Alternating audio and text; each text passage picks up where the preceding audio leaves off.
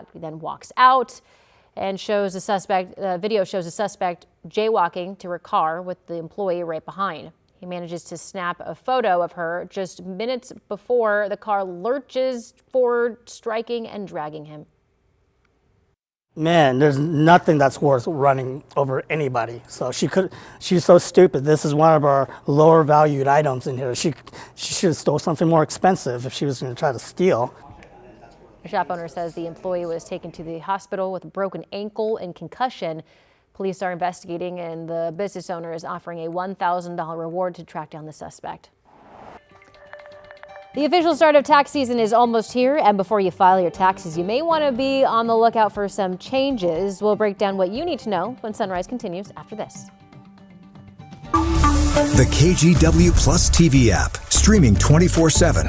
Local news from the team you trust on your time. Track how the weather will impact your day. It's certainly becoming increasingly hazardous. Extended, continuous coverage of breaking news live from the scene. That snowpack is still heavy. Go deeper with in-depth interviews and exclusive reporting. All the local news you need, live or on demand. KGW Plus. Download on your TV and watch for free.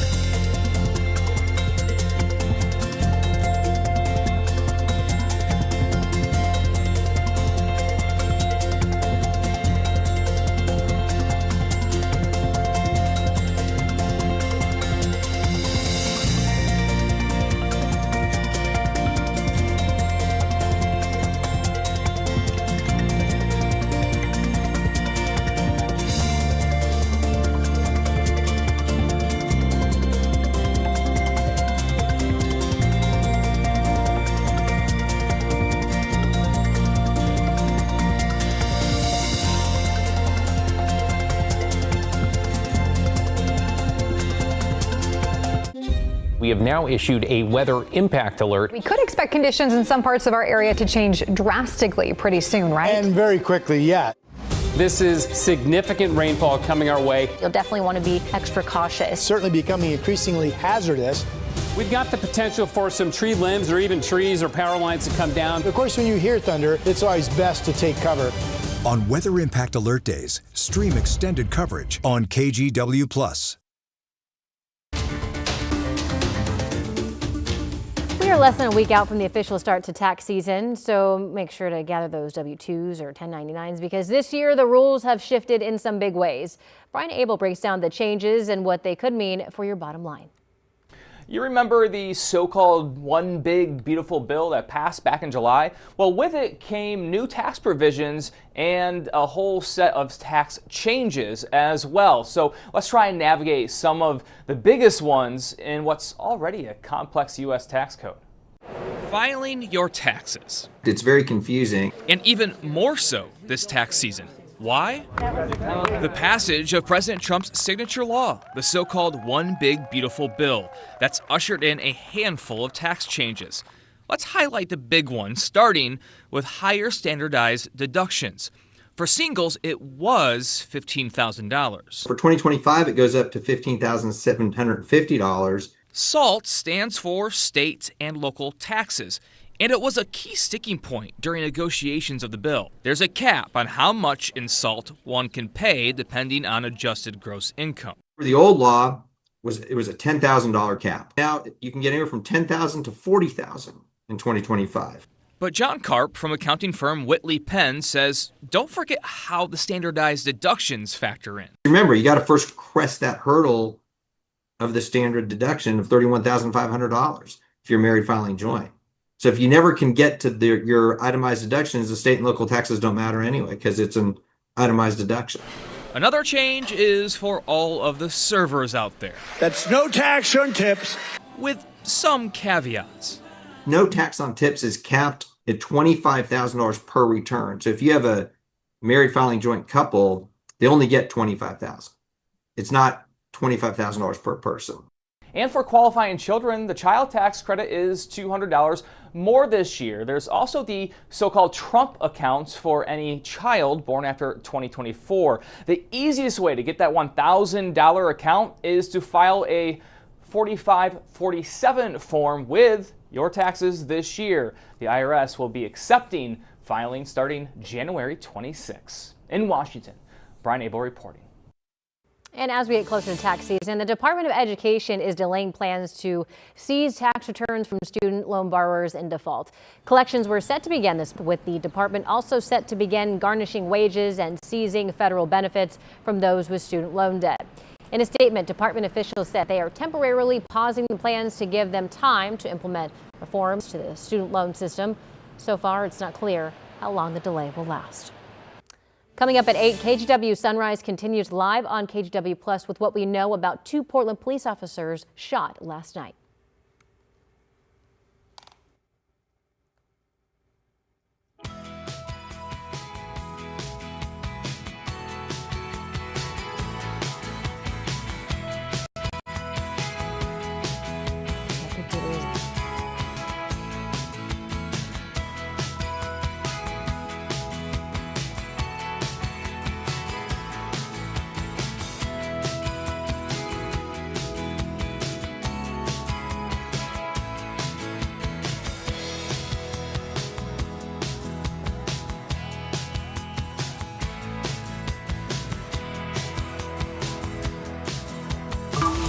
The KGW Plus TV app, streaming 24/7.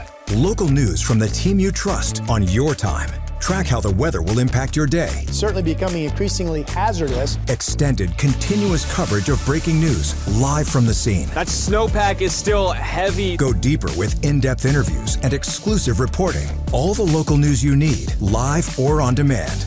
KGW Plus. Download on your TV and watch for free.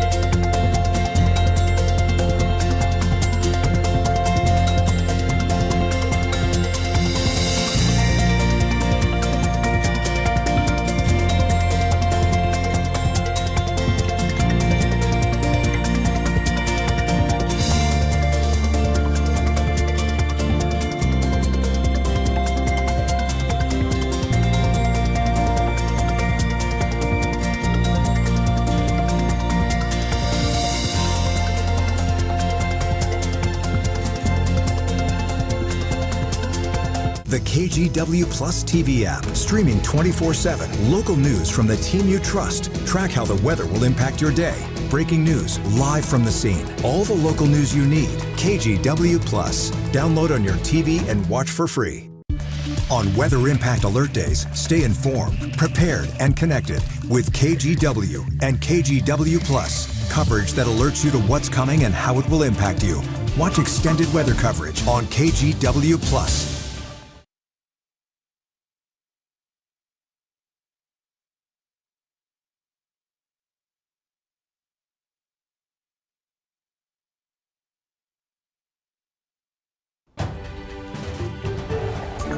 Hello again, I'm meteorologist Chris McGinnis in for Rod Hill today. Another bright, sunny, but cold morning out there. So this is the live look from Vancouver. The sun is up now and we need it. It's 23 degrees right now at Pearson Airfield in Vancouver. Easily one of the coldest mornings that we've had thus far this winter across the Willamette Valley. We also have the gusty east breeze for folks east of 205 especially and into East County. That will be with us throughout the day today. Sunshine though, the trade-off, right? And we'll keep that for days, 49 today and tomorrow. And a dry forecast heading into the upcoming weekend. All right, let's get you out the door with a big traffic alert right now on I-5 southbound. Portland Fire and Rescue in the upper left-hand part of your screen there dealing with a vehicle fire on I-5 South near Marine Drive. It's actually just prior to the Expo Center exit, it looks like. And traffic is really backed up around that. We can show you the lineup right now that extends deep into Clark County, back up towards Main Street. Right now that trip in from Main Street south to I-405 has jumped up over 40 minutes.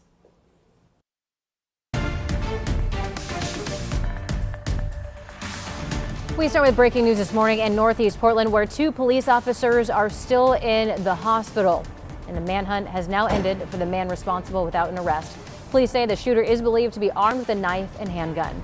Good morning and thank you for joining us live at 8 o'clock. I'm China Green. We'll get to your weather and traffic in a couple of minutes, but first, police have released new information about the suspect overnight. Our Sunrise reporter Thomas Schultz is live at Legacy Emmanuel Hospital, where the officers are believed to be. Thomas, what have we learned here? Yeah, China, look, that search lasted for nearly 6 hours in Northeast Portland today as police continue to search for that suspect who they say shot 2 Portland police officers. As you mentioned, that search has cleared, but this is still an active investigation. Here's 2 photos I want to show you. Portland police released of the suspect. Police say they're looking for a white man in his mid-30s with a beard, black baseball hat, and black jacket over a gray hooded sweatshirt. They say around 8:20 last night, Portland police officers responded to Northeast 21st Avenue and Northeast Clackamas Street after a report of a threat with a weapon. That's when police say the suspect shot 2 officers.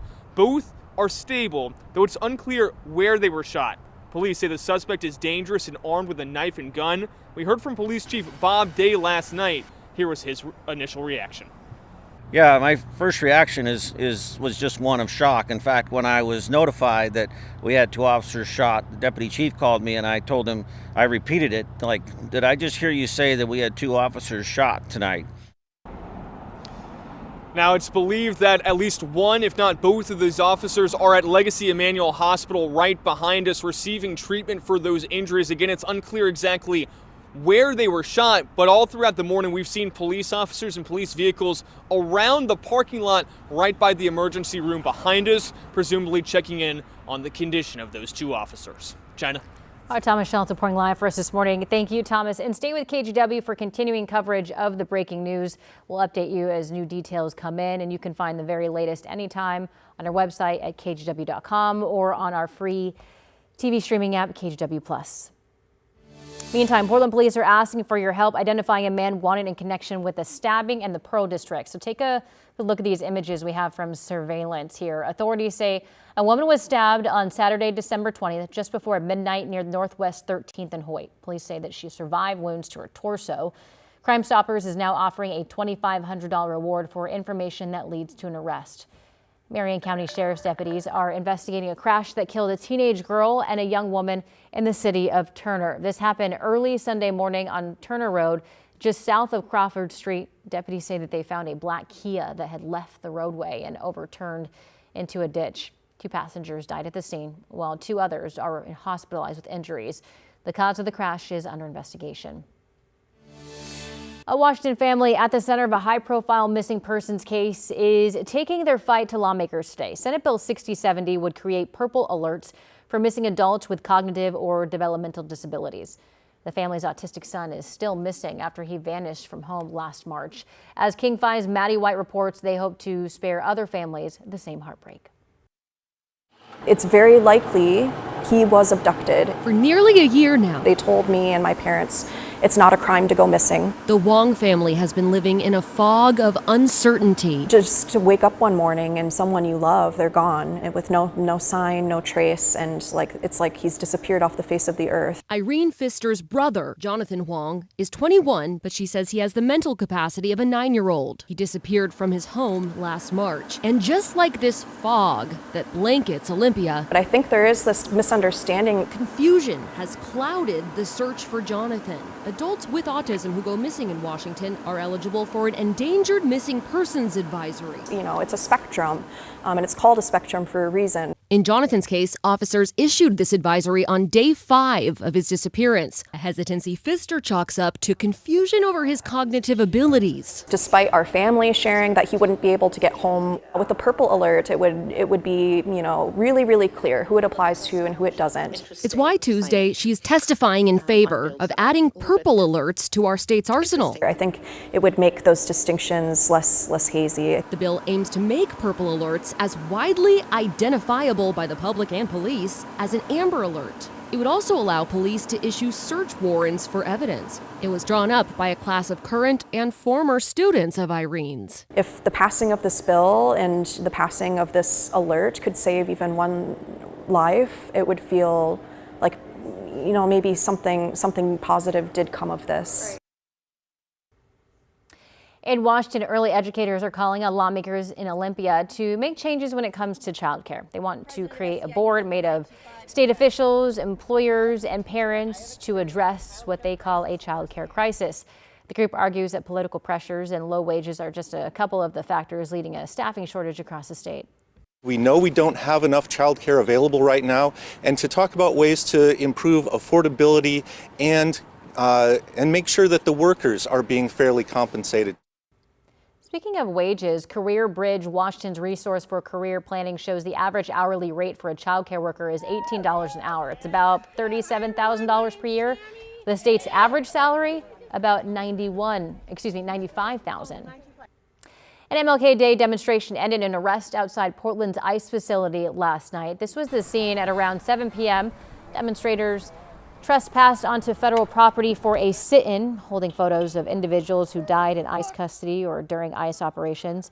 About 10 minutes later, agents positioned behind the gates and fired pepper balls towards the crowd. Shortly after that, they opened the gates, used pepper spray on several demonstrators, and detained a few people.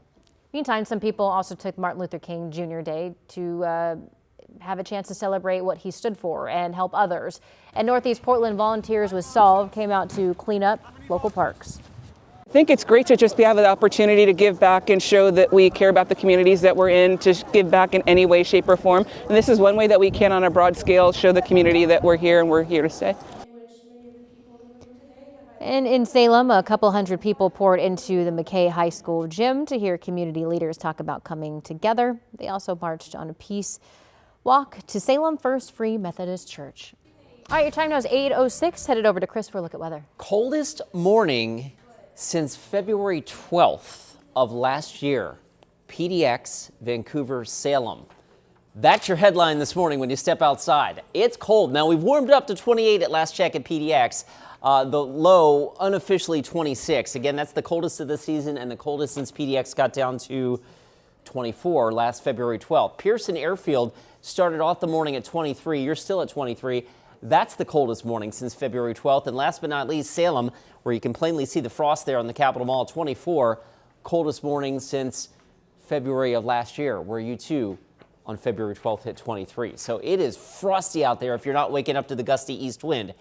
If you're waking up to the gusty east wind, you of course have wind chill to deal with. Case in point, Troutdale, the winds have been gusting to near 40 all morning long. Corbett, they've been gusting north of 60 for quite a while out of the east, and the east wind prone locations will stay breezy with that east wind throughout the day today. And areas that have been socked in with low clouds, you folks out in Hood River, and specifically out towards the Dalles and Arlington and down towards Madras, you're starting off with that again today, but there are some signs that will erode some of that cloud deck finally after days of frosty fog. So that'd be nice to see some sun there.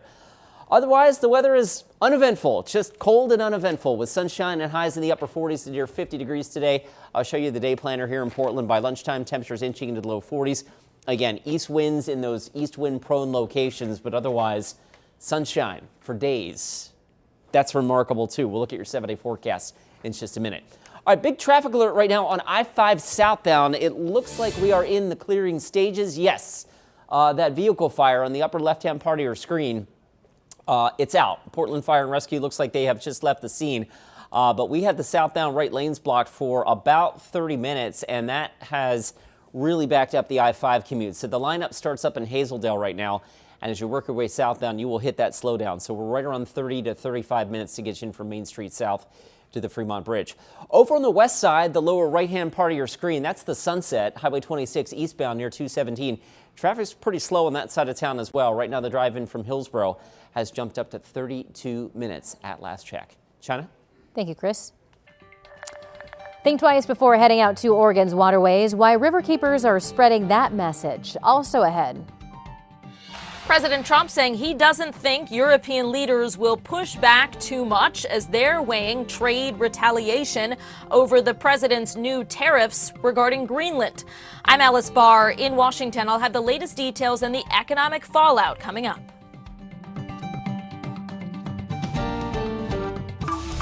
The KGW Plus TV app, streaming 24/7.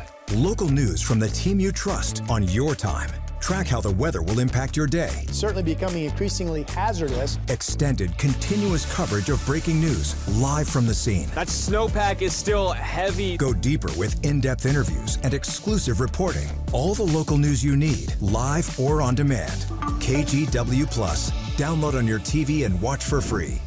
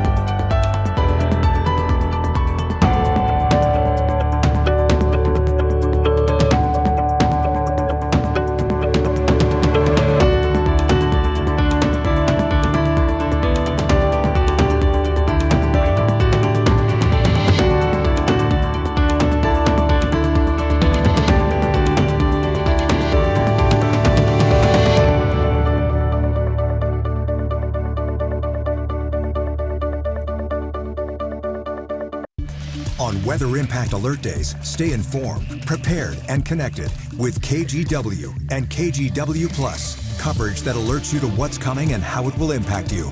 Watch extended weather coverage on KGW Plus. The KGW Plus TV app, streaming 24/7. Local news from the team you trust. Track how the weather will impact your day. Breaking news live from the scene. All the local news you need. KGW Plus. Download on your TV and watch for free. River advocates are reminding people to be safe, saying that despite the recent sun we've been getting, the water is very cold and recent flooding has stirred up a lot of debris. Libby Dowsett has more from along the Tualatin River. River levels are finally getting back to normal, but if you take a look over here, river keepers say trees, root balls are washing down our rivers, getting stuck, just waiting to snag someone. River keepers are concerned people will see all this great sunny weather and decide to pop back out on the river without taking precautions. Mark Fitzsimmons knows the Tualatin River. He spends summers guiding kayaking groups with the Tualatin River Keepers. You get a few sunny days in a row and the air temperature gets warm and people get restless. But even he wouldn't head out on the river during winter without a dry suit and emergency provisions. He says the smooth, sunny surface does not reflect what's underneath after flooding. It starts to float. It starts to float root wads. It starts to float logs, entire trees. It starts to float piles of firewood. He says lowered branches can sweep you off your kayak, or snags in the current can funnel you underwater. If you see this much, of a tree, 2/3, 3/4, or more of that tree can be underwater. He advises kayakers to carry a pump, travel in numbers, and float with someone experienced. Even larger boat captains have been dodging debris in the Willamette. Portland's Fire and Rescue Harbor Master telling us. Again, you just can't get out of the way of those things fast enough in a lot of cases, especially if you're looking the other way and it comes up behind you. And if it's not the debris that gets you, it's the cold water. You're thrown into the water, you do that. And if your head's not above water, if you don't have a life jacket on, that's what I think probably causes most of the early season deaths that we see. Another piece of advice, get some cold water gloves, because if you were to fall into the water, you often lose control of your hands, so you can't grab anything or unzip your clothing. River keepers say it's best to just stay out of the water this time of year. In Tualatin, Libby Dowsett, KGW News. And it is very cold today. The coldest, oh my goodness. Are you kidding me? Why? This is the first morning that I've appreciated the fact that it's so warm in here. Warm in here? Yeah. Yeah. It's cold in the weather center too. My fingers have been working away, typing in all the cold numbers to show you that in a second. The other thing I wanted to talk about was how dry it's been, because this is remarkable. So if you lived in the Northwest long enough, you know that it rains a lot in the wintertime. We get something like 2/3 of our rainfall in Portland between October and March. January is on average the third wettest month of the year. So when we show you a stat like this, 8 days without measurable rain, okay, that's pretty interesting. The record is 13 though, and our 7-day forecast is beginning to look more and more like we may not see any rain over the next 7 days at all. And that is borderline alarming, obviously, with the snowpack situation. And it's just because it's the time of the year that we expect to get rain and we're not getting it. But the trade-off, of course, is sunshine, and we are going to have that for days and days and days. This is Look at Futurecast. The European model did hint at maybe some sprinkles coming in Sunday night or Monday, but now that's looking more and more iffy, and we may have to wait until the 28th or 29th. What's today? The 20th. 9 more days until a significant break in the weather pattern. That's iffy. What is a slam dunk is 5 days of dry weather, so we know that. And of course, the here and now is the cold start, which we've been talking about. I'll show you more on that in a second. Gusty east breeze for some areas. That continues today and tomorrow. If you're sick of the east wind, Gresham, Troutdale, Corbett, Camas, we're talking about you folks. That east wind will begin to subside a bit tomorrow and especially Thursday. Looking ahead into the weekend, dry until maybe early next week. All right, notable wind gusts since midnight. 63 miles an hour at Crown Point. Of course, that is one of the areas that's always windy in the gorge, right? But Troutdale, right along the interstate near the Sandy River Bridge, gusting of 40.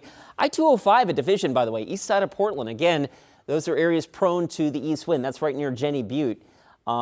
You're right into one of the gaps where the breeze is kind of at a sweet spot right there, right? And that continues to show up on Futurecast. Not everybody feels it, but for those that have had the east wind the last couple of days, that continues. Meanwhile, for folks that have been socked in with low cloudiness and fog, this is the NWS night enhanced satellite imagery. You can see the city lights here, the I-5 corridor, but you can also see the low cloud deck that's been socked in through the Columbia Basin for days and days. Air stagnation advisory continues in the valley, also continues out across the Columbia Basin for another day.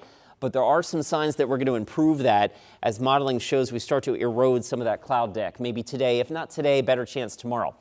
Meanwhile, the rest of the region will enjoy sunshine. All right, back to this, 26 degrees, the coldest temperature at PDX this morning since February 12th of last year when we got down to 24. Today, also the coldest morning of the year and since February 12th in Vancouver at 23 and Salem at 24. So it's been a frosty, cold morning across the state.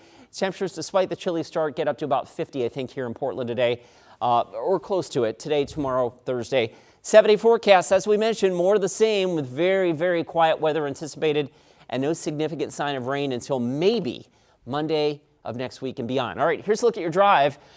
We had an issue on I-5 southbound earlier, vehicle fire near Marine Drive. Right there, that car was fully engulfed actually not so long ago. Portland Fire and Rescue got that put out and traffic is moving again, but you can see that we're really slow out of Clark County. So this is up near Main Street. I-5 southbound traffic extra busy this morning. So as a lot of folks head back to work and school after a long weekend, kind of a rude awakening on the freeways. Nearly 30 minutes to get you in from Main Street to the Fremont Bridge. Also a little slow with the sun glare. This is another morning where you're going to need your welder's mask. Never mind the sunglasses. Welder's mask staring into that rising sun on Highway 26. 30 minutes now gets you in from Hillsborough to downtown. China. Chris, thank you. Returning now to breaking news. Portland police ended the search for a suspect that they say shot and wounded 2 police officers in Northeast Portland. The suspect has not been found, but police say there is still an active investigation. Portland Police Chief Bob Day says both officers are stable. Here's a look at the scene last night. Police say that the suspect is believed to be armed with a knife and handgun. Police also released these photos of the suspect. He's described to be a man in his mid-30s wearing a black jacket over a gray hoodie. He was also seen with a black backpack and green shopping bag. Police say the suspect is considered armed and dangerous and should not be approached. Anyone with information, including surveillance video, is asked to call 911. A visa freeze could impact how many people show up to the World Cup. What's being done to make sure fans can fill the stands? We have now issued a weather impact alert. We could expect conditions in some parts of our area to change drastically pretty soon, right? And very quickly, yes. This is significant rainfall coming our way. You'll definitely want to be extra cautious. It's certainly becoming increasingly hazardous. We've got the potential for some tree limbs or even trees or power lines to come down. Of course, when you hear thunder, it's always best to take cover. On Weather Impact Alert Days, stream extended coverage on KGW+.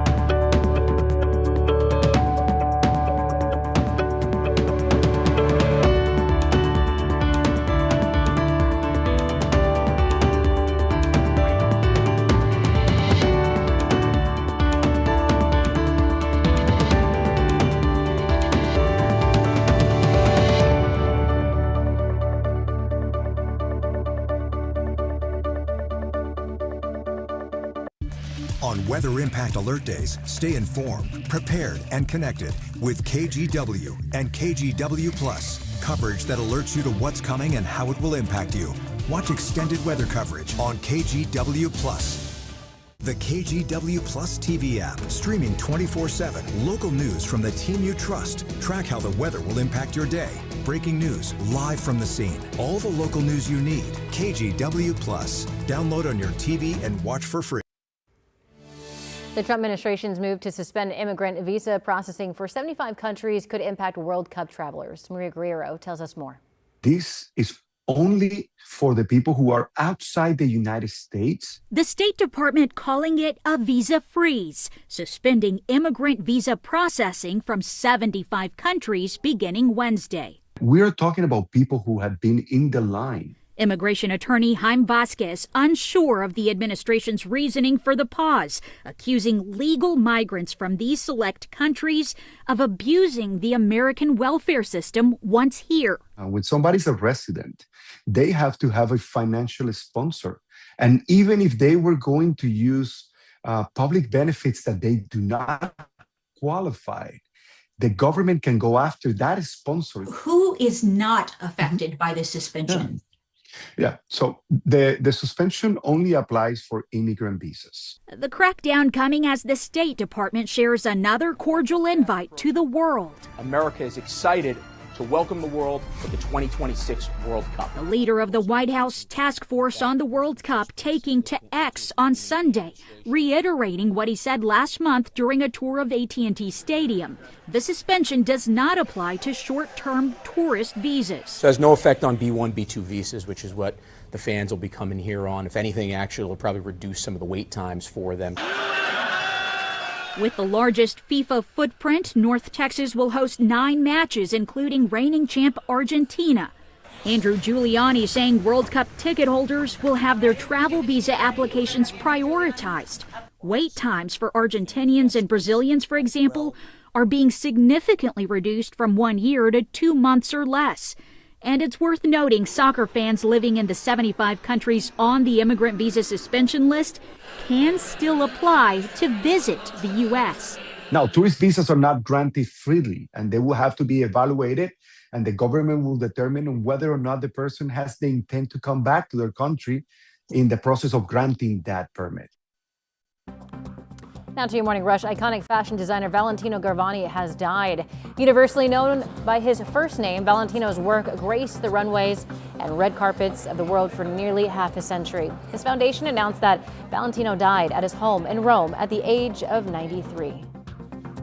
As markets open today, some investors seem nervous about potential new tariffs. This is the first day U.S. markets are operating since President Donald Trump threatened Europeans with new tariffs. Trump is threatening 10% duties on imports from 8 countries. If he imposes them, the European Union could retaliate. And that's a look at your morning rush.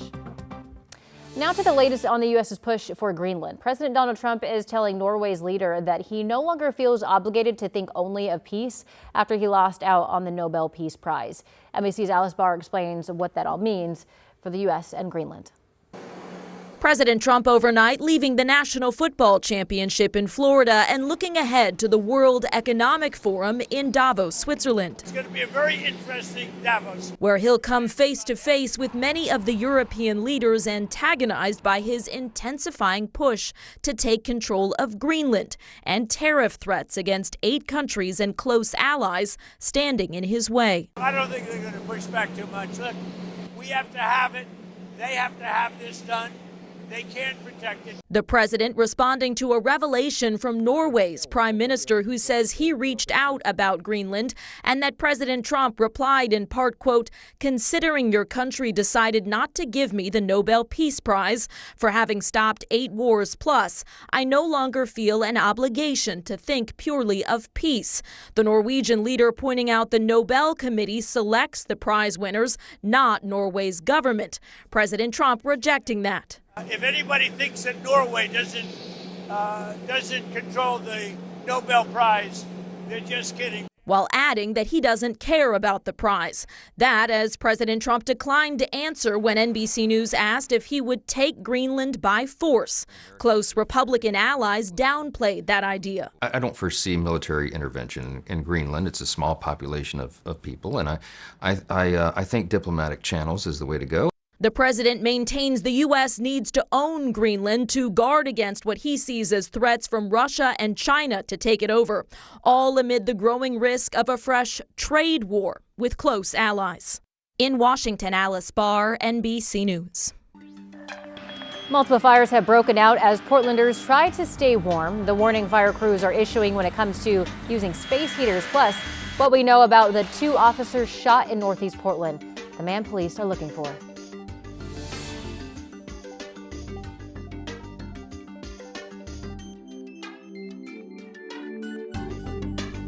On Weather Impact Alert Days, stay informed, prepared, and connected with KGW and KGW Plus. Coverage that alerts you to what's coming and how it will impact you. Watch extended weather coverage on KGW Plus.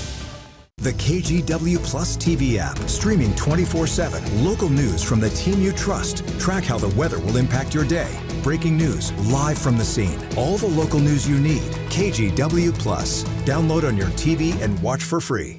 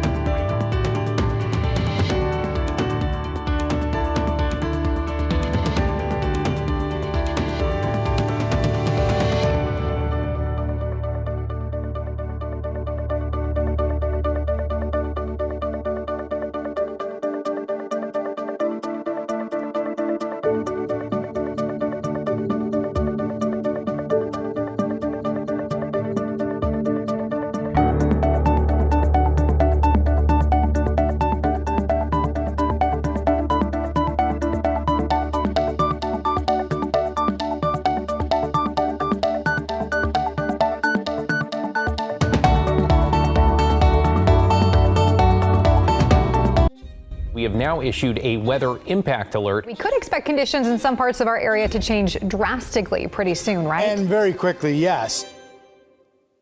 This is significant rainfall coming our way. You'll definitely want to be extra cautious. Certainly becoming increasingly hazardous. We've got the potential for some tree limbs or even trees or power lines to come down. Of course, when you hear thunder, it's always best to take cover. On Weather Impact Alert Days, stream extended coverage on KGW Plus.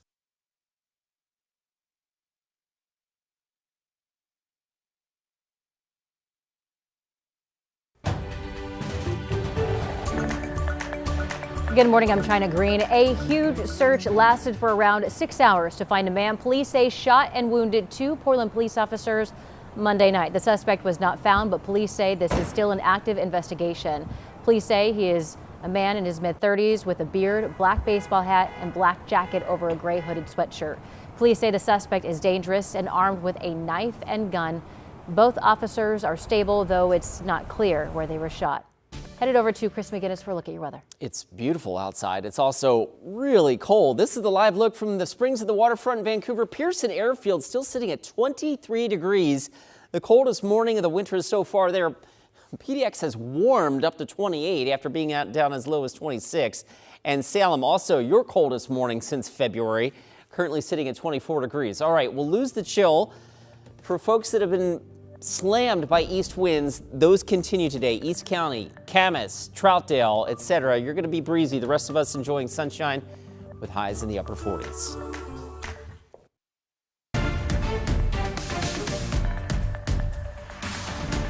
We start with breaking news this morning in Northeast Portland, where authorities have ended the search for a suspect they say shot 2 Portland police officers last night without finding him.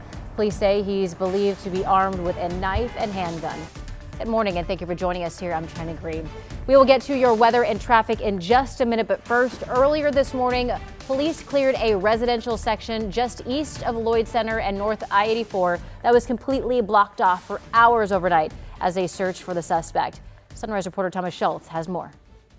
A huge search lasted for around 6 hours Tuesday morning as police looked for that suspect accused of shooting 2 Portland police officers. The scene was cleared earlier this morning, but this is still an active investigation.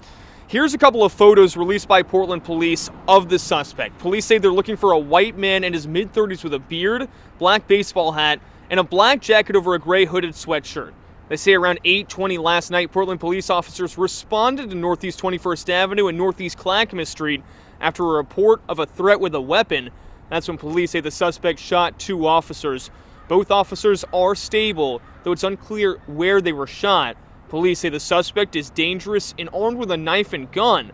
We heard from Police Chief Bob Day and Mayor Keith Wilson last night as the search for the suspect continued. Our commitment is not only to the safety and the well-being of our officers tonight, but also for this community that we're in. It's a vibrant neighborhood, a business community, so we will do our very best tonight to bring this to a safe conclusion. This is a stark reminder of the dangers of the job. The jobs that our officers go out every day to serve and protect our community, and we're grateful for. And all indications are that at least one, if not both of those officers were taken to Legacy Emmanuel Hospital right behind us for treatment. All throughout Tuesday morning, we've seen police officers and police vehicles in the parking lot, presumably checking in on the condition of those officers. In Northeast Portland, Thomas Schultz, KGW News. And stay with KGW for continuing coverage of the breaking news. We'll update you as new details come in, and you can find the very latest anytime on our website at kgw.com or on our free TV streaming app, KGW+. Authorities in Clark County say a person has been taken to the hospital in critical condition after they fell 30 feet in a wooded area. Around 4 o'clock yesterday afternoon, Clark County AMR found the person hurt and bleeding just north of Vancouver in Philida. It's not clear yet what caused the fall. Meantime, authorities arrested 2 people Sunday for trying to steal copper cable. Not far from the airport, officers were called to a burglary along Northeast Airport Way in the industrial area east of PDX. 33-year-old Carlos Chavez and 30-year-old Dylan Nagata faced burglary and trespassing charges. And Marion County Sheriff's deputies are looking for the people they say knocked over several street signs, including stop signs.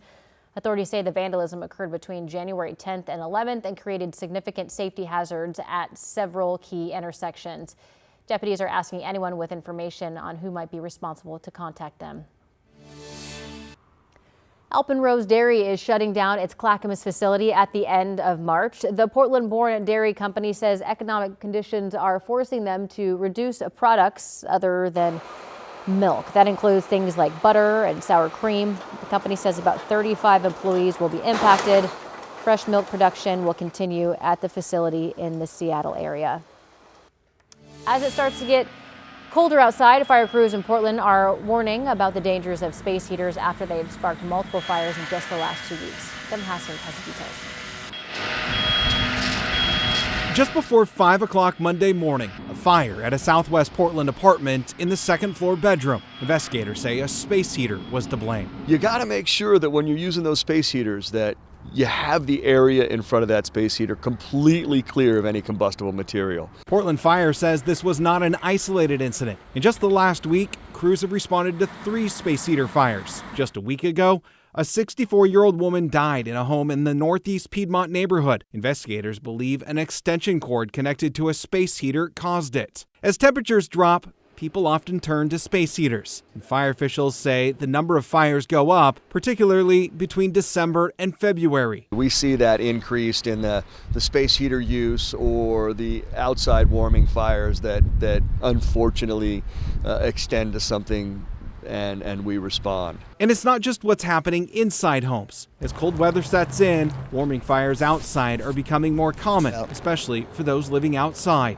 Portland Fire says those fires create a difficult balance because while some may start small, they can also spread quickly. That's why the Bureau recently changed how it handles low-risk warming fires, now looking at each situation case by case, weighing the immediate danger while also trying to connect people with shelter and resources. If that fire poses a risk to anything, a structure, a vehicle, vegetation, we're going to extinguish that. That was put into action early Sunday morning in the Lloyd district when a warming fire at a homeless camp outside a Red Robin restaurant spread to the restaurant itself. Fire officials say simply putting a low-risk fire out isn't always the best solution because it can push people into more hidden spaces. We have found that if we just extinguish these fires, those people end up going to alleys and next to buildings like the Red Robin, inside their tent, and we have injuries and deaths as a result of these fires. So we're really trying to manage a very, very changing landscape. In Eugene, authorities say a man is incredibly lucky to be alive after he was trapped in a crevice along the Willamette. Eugene Springfield Fire shared these photos on social media. They say people walking along the river near the University of Oregon campus Sunday afternoon spotted the person. Firefighters say that he was trapped about 15 feet and pinned between a concrete wall and a large chunk of rock. Crews say when they got there and got him out, his body temperature was 76 degrees and he wouldn't have survived much longer. Paramedics took the man to the hospital in critical condition. Trimet is now buying downtown Portland's Greyhound Terminal. That's according to our news partners at the Portland Business Journal. The agency will spend about $12 million in federal funds and use the property, formerly a homeless shelter, to house buses. This comes as Trimet plans to slash 11 bus routes and reduce 24 others because of budget woes. A spokesperson says that these federal funds could not be used for normal operations or for maintenance. All right, headed over to Chris McGinnis for a look at your weather and traffic. Okay, let's talk about this. The coldest morning of not only of the winter so far, I wanted to actually walk us back. This coldest morning in all of these locations since February 12th of last year. Vancouver got down to 23, as did Scappoose.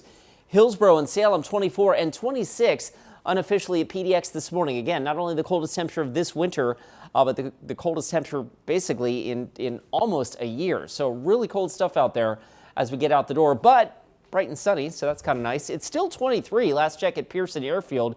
PDX has warmed up to 28 with a light west breeze. Meanwhile, folks on the east side of town are still getting blasted with the east wind out of the gorge. So Camas, Corbett, Troutdale, Gresham, areas along I-205 and certain spots on I-205 in Multnomah and Clackamas counties, you're getting buffeted by that east wind as well. Meanwhile, hopping over the Cascades, chilly out there as well. Pendleton right now at 28, 23 in Baker City, and Burns the cold spot on this map at 13. You were as low as the single digits early this morning. All right, checking out Futurecast. High and dry today, tomorrow, and actually for the foreseeable future. So as we get into your 7-day forecast, this is, let me go back and show you that again. This is pretty remarkable.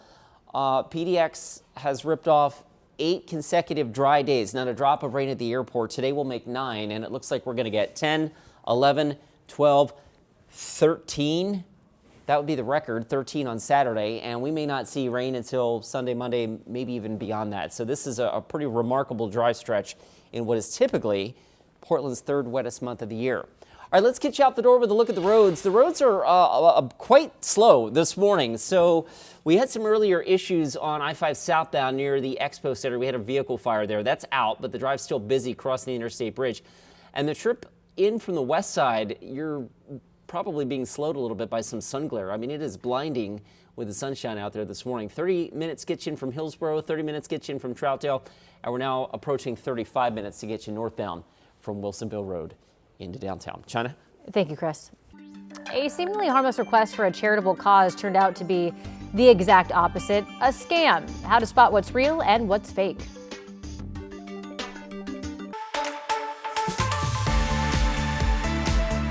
Hey, our team tests a ton of products. We get rid of the rejects. We only bring you the best. I'm obsessed with this one. Professor Amos Fast Toilet and Tank Cleaner. It's so much more than a toilet cleaner because it cleans the bowl, but it also, come on in here, cleans the tank. This is what gets all corroded and rusty and causes you to have to buy a brand new toilet, which costs you so much money. So what's actually happening in here? How does it work?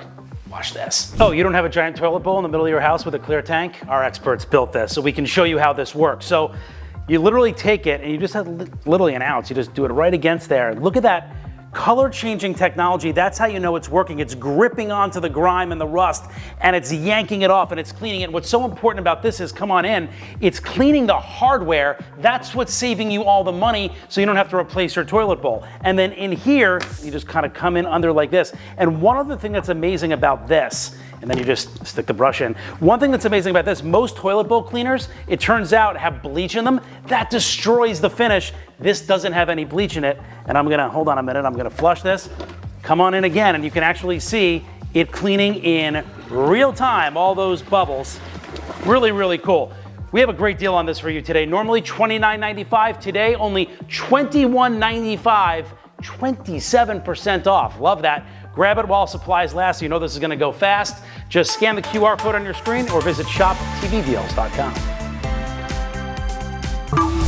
The KGW Plus TV app, streaming 24/7. Local news from the team you trust on your time. Track how the weather will impact your day. Certainly becoming increasingly hazardous. Extended, continuous coverage of breaking news live from the scene. That snowpack is still heavy. Go deeper with in-depth interviews and exclusive reporting. All the local news you need, live or on demand. KGW Plus. Download on your TV and watch for free.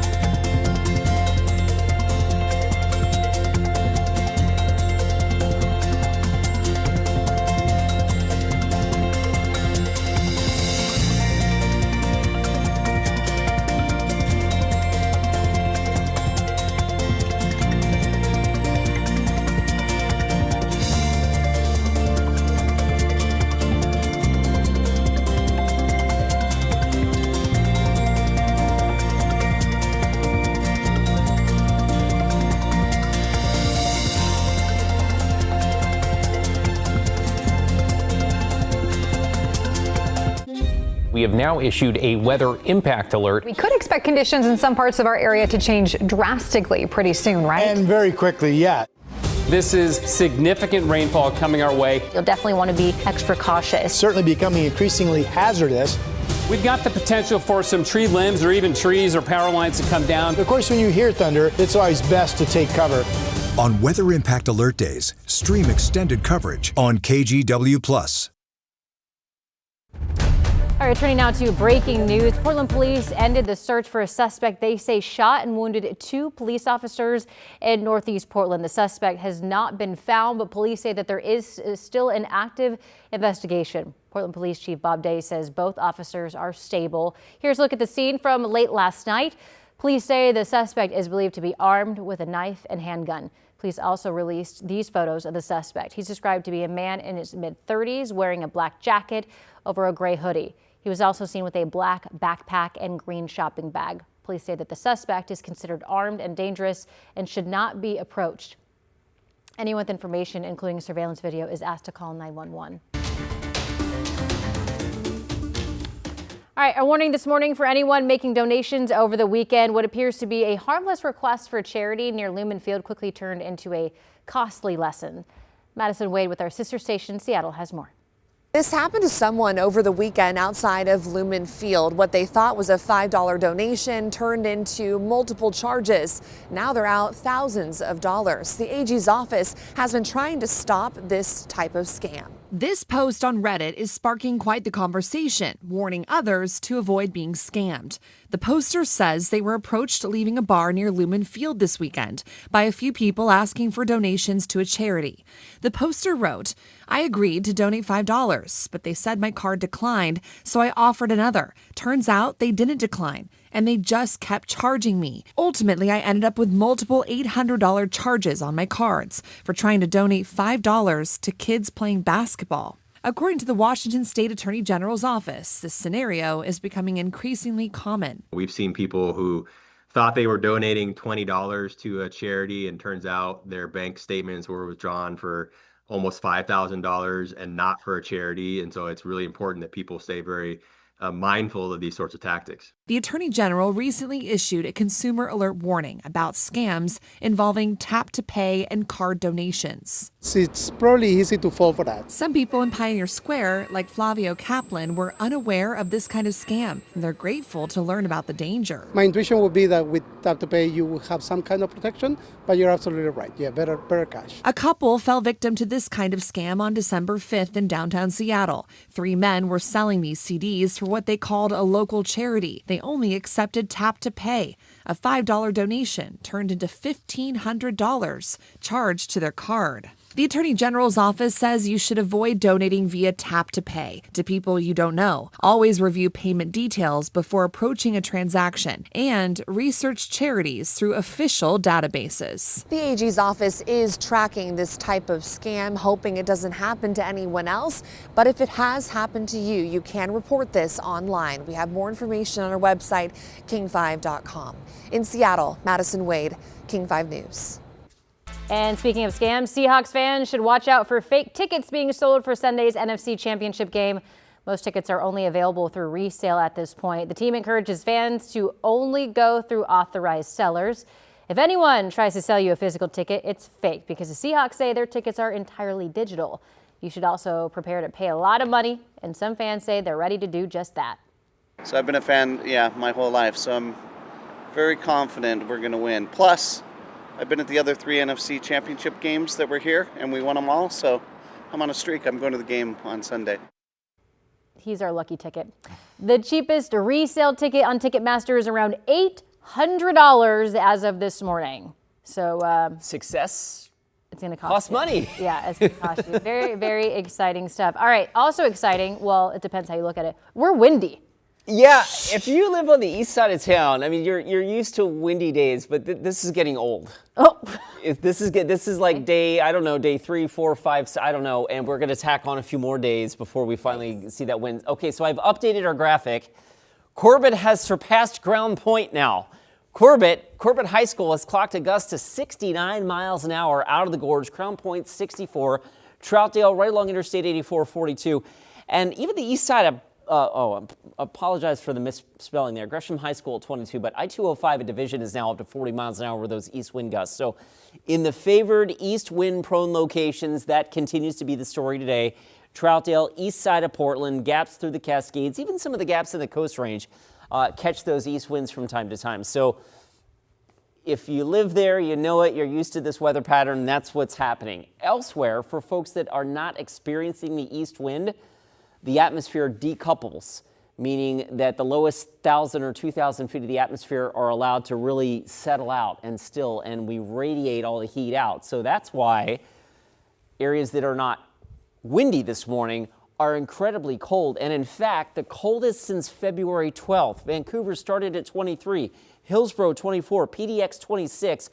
All of these readings, the coldest temperatures that we've had since February of last year. Now, Vancouver has not warmed up yet at Pearson Airfield at 23.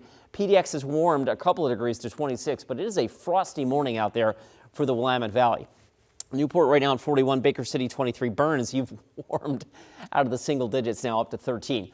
All right, one of the other stories has been, while it's gusty east wind through the west end of the gorge and the east side of town, sunny in the Willamette Valley, the Columbia Basin, north central Oregon, you've been stuck under this low cloud deck for days and days. This temperature inversion, it's very stable, and it allows the pollutants to get captured and the low clouds kind of stay there. You're still under an air stagnation advisory for today. But as I show you Futurecast here, our modeling does show a little bit of an erosion from all sides of that low cloud deck. So we're hopeful that we'll poke at least a few holes in that today, if not more likely tomorrow, that we finally break that up a bit. Meanwhile, the west side of the state should be just sunny, and after a cold start, a nice afternoon with temperatures getting into the upper 40s to about 50 degrees. I also wanted to point out it has been dry, right? 8 straight days without a drop of rain at PDX. Today will make 9. And as we go into the extended forecast, maybe Monday. So we're getting into some rare air here for the month of January. The record, by the way, is 13 consecutive days without a drop of rain at PDX. We did that back in January of 1985. This dry streak, if it continues, will likely challenge or surpass that. That's something. Okay, let's get you back to the east side. We do have a traffic alert right now on I-205. So in the upper left-hand part of your screen, this is just north of Johnson Creek Boulevard. The northbound left and center lanes are blocked with this crash right now. Looks like one of the emergency responders is pulling away. Hopefully that's a good sign, but you can see the medics are still there and the backup is there. We're now stacked up solidly on I-205 north. Speaking of the wind, by the way, you can see the wind knocking the camera around on Johnson Creek Boulevard, but I-205 is backed up all the way to Sunnyside, so you need some extra time getting in from that side of town.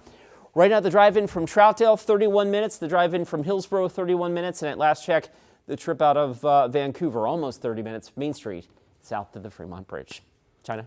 Thank you, Chris. All right, we have some birthdays to celebrate today, starting with Layla, turning 10 today in Lebanon. And then we have Cam, turning 14, followed by Danny, also turning 14. Cassius, the big 1-8 today. Happy birthday. Mike is turning 56, also a veteran. Thank you for your service. And Matt turning 60. And of course, we can't forget John turning 63 here in Portland. Hey, if you have a birthday shout out that you want us to share on air, email it to birthdays@kgw.com. The KGW Plus TV app, streaming 24/7.